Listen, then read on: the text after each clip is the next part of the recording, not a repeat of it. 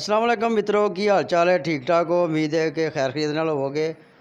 मेरा पहला जो विलाग मैं किया तुसा बड़ा मैनू पसंदीदगी का इजहार किया तो मेरी हौसला अफजाई भी की है तो कुछ मेरी सलाह भी की है। तो इंशाअल्लाह आने वाले विलाग्स इन्हों मजीद बेहतर करने की कोशिश करांगे।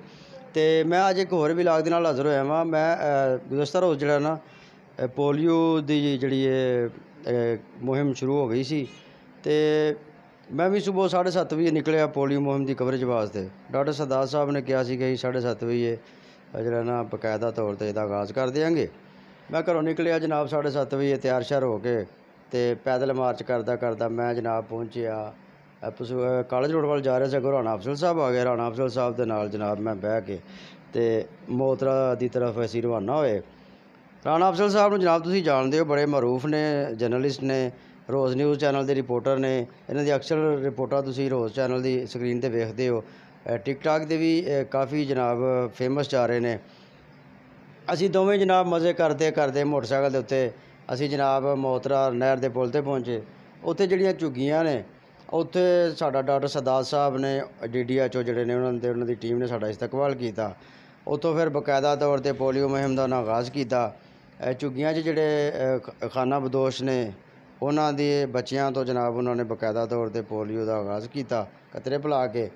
तो उन्हें अपनी टीम नूं हदायत भी कीतियां, उन्होंने ब्रीफिंग दी। उन्होंने कोलों जरा ना उन्होंने पुछया कि कित्थे कित्थे कतरे पिला चुके हो, किस तरह केड़ा रूट से, वो सारिया चीज़ां उन्हें डिस्कस कीतियां। उन्होंने जनाब फिर असी उत्थे साडी मुलाकात हो गई जनाब डॉक्टर शाहद रियाज साहब दे नाल। डॉक्टर शाहद रियाज साहब जनाब स्टार एशिया चैनल के भी रिपोर्टर ने तो NTN न्यूज़ के भी रिपोर्टर ने तो बड़े अच्छे जनाब रिपोर्टिंग कर रहे हैं तो बड़े सीनियर सहाफ़ी ने, बड़े अरसे तो जनाब सहाफत नाल वाबस्ता ने।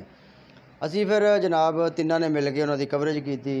उन्होंने फिर असी जनाब कवरेज करके उतों उन्होंने को रुखसत होए तो फिर राणा डॉक्टर शाहद रियाज साहब ने बड़ा इसरार किया नाश्ते का चाय का। असा नहीं जनाब असी हुण जाके टाइम नाल इनू भेजीए। असी जनाब फिर मज़े करते मोटरसाइकिल ते जनाब इंजॉय करते असी घर पहुँचे। तो मैं इत्थे यही पैगाम देंगा कि अपने बच्चों नूं उम्र भर की मजदूरी तो बचाने वास्ते पोलियो के कतरे हर दफ़ा जरूर पिलवाओ ताकि साडा पाकिस्तान जिहड़ा है वो पोलियो फ्री मुल्क बन सके। तो इंशाअल्लाह नवे विलाग दे नाल तुहाडी खिदमत च फिर हाज़र होवांगा। रब राखा, पाकिस्तान जिंदाबाद।